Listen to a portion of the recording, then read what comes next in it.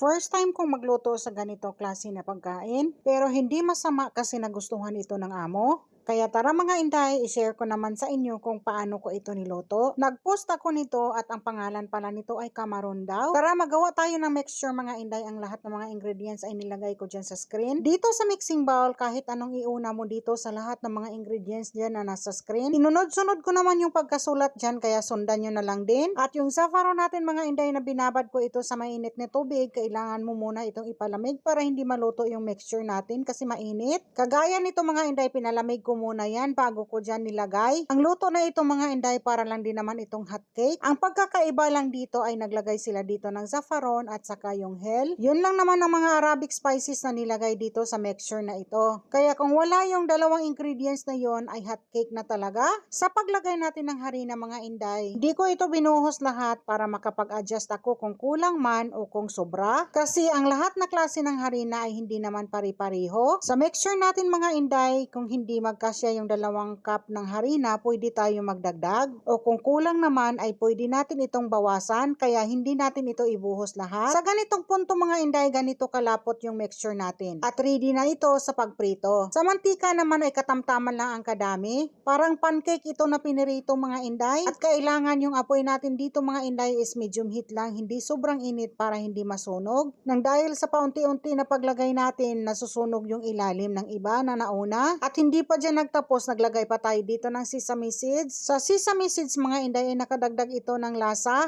at linamnam sa luto natin.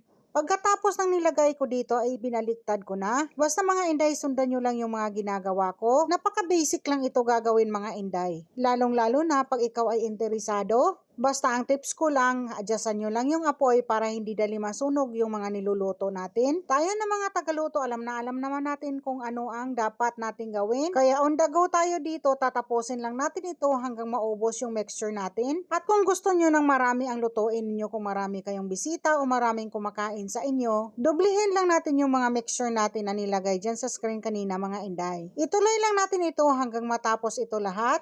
Ang pagluto nito ay nakakangalay pero nakaka-enjoy. Una kong pagluto nito na-enjoy ko naman.